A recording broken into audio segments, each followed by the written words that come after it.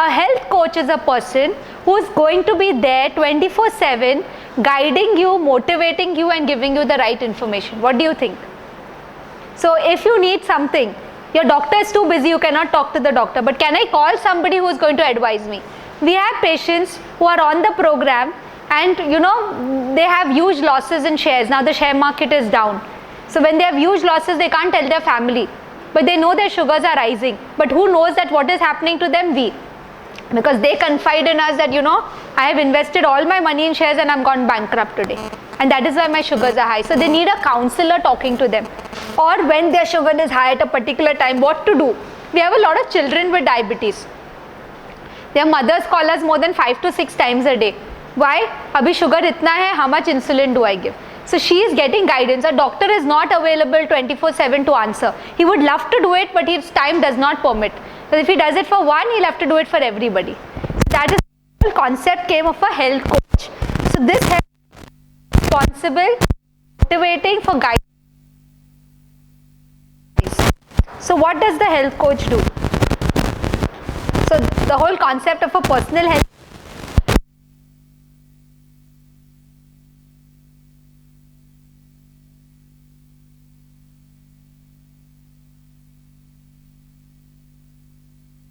is you do your blood sugars with the glucometer, you SMS this reading which comes and gets captured on our software, which goes to your health coach, and you will get an immediate reverse alert whether the sugar is normal.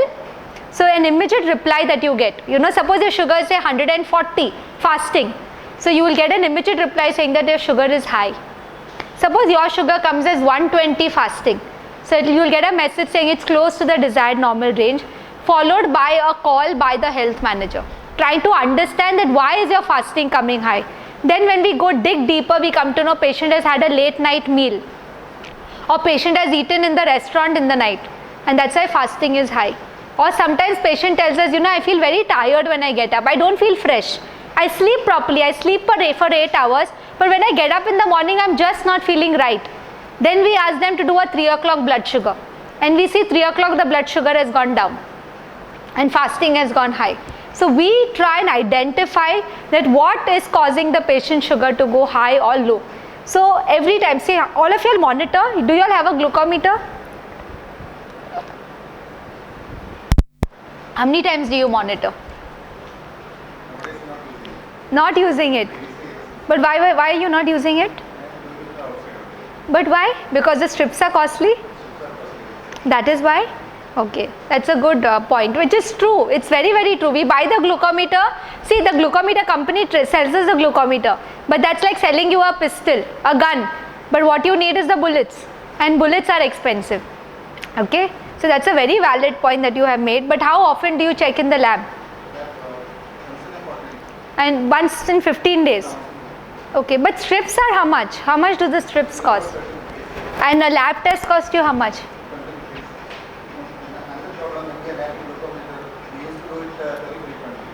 Okay, so that's why. But then see, with the glucometer, what is the advantage that you have? Because we just don't want you to do a fasting and a post breakfast. Right, but then that you can compare with the lab, right? What you should do is check your glucometer with the lab at fasting, and if it is plus minus 15-20, it's okay. But see, 100 ka 120 ho gaya, that means it is still in that normal range. But if 100 is showing as 200, that means there's a problem. Do you have a glucometer, sir? How often do you monitor? Once a week. And which sugar do you monitor? Sugar do you monitor? Once a week you monitor, but which sugar test? 2 tests. Which ones? Okay. Now you tell me, when do you eat the most? Which is your heaviest meal of the day? Lunch. Anybody? When is your heaviest meal?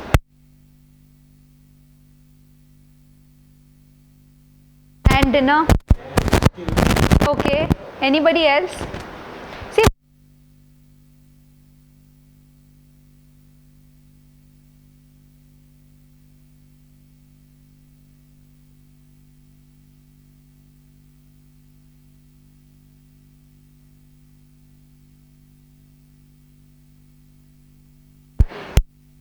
attacks happen.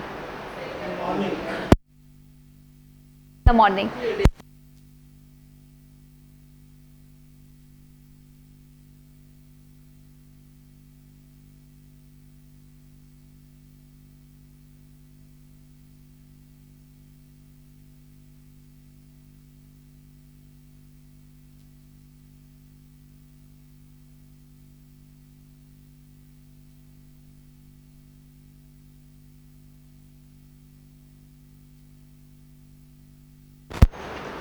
At 3 o'clock in the morning.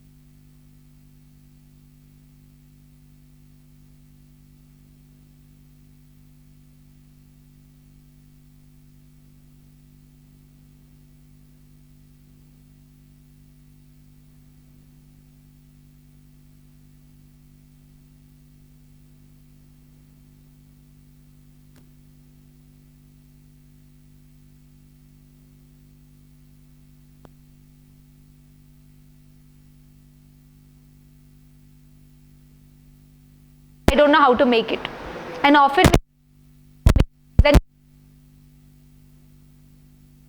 to us.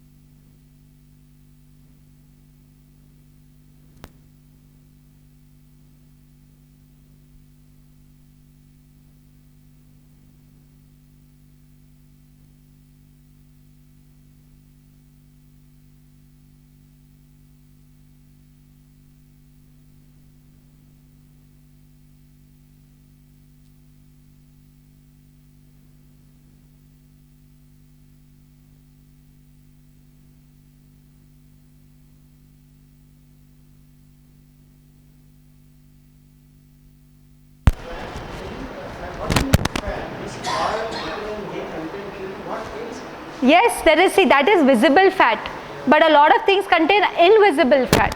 Processed food will always have invisible fat. Bakery items, when you buy biscuit has got fat in it, because to bake it you need fat, and the fat which is there is the trans fat, which is harmful to the body. Khari biscuits, we all love khari, right? Khari with chai is very tasty, but khari biscuits is loaded with trans fats. So therefore today all companies tell you how much of trans fat is there, and trans fat should ideally be less than 2%, very good if it's less than 0%. Yes, they do. Bread contains sugar, bread contains fat, and today a lot of companies are saying whole wheat bread or multigrain bread, but no bread is full wheat, it's always got maida in it. Brown bread also? Yes, it does, and it's very simple for a company to say it's brown bread, because they are saying it's brown bread. So they caramelize sugar, put the maida and make it brown. And we are spending more money eating brown bread, and our sugars are going even more higher. It gives you an online account. So you know how you have Hotmail account? Similar, you have a Chinicum account, which your tips will come, whatever replies are coming from your health coach, you can actually chat with your health coach. And this is very interesting because you can have a conversation with your health coach and wellness counseling. So how this model works is what I want to tell you. This is the patient who is sending the data. So when you check your sugars, you send it through your SMS saying how much is your blood sugar or what you've eaten, what you want, like a recipe. So our patients write to us, can you give me a chaat recipe for the evening, or can you give me an idli recipe? So all this goes and gets captured on the software which is in our monitoring center. We have a monitoring center in Worli, which is a center which is manned by diabetes educators. So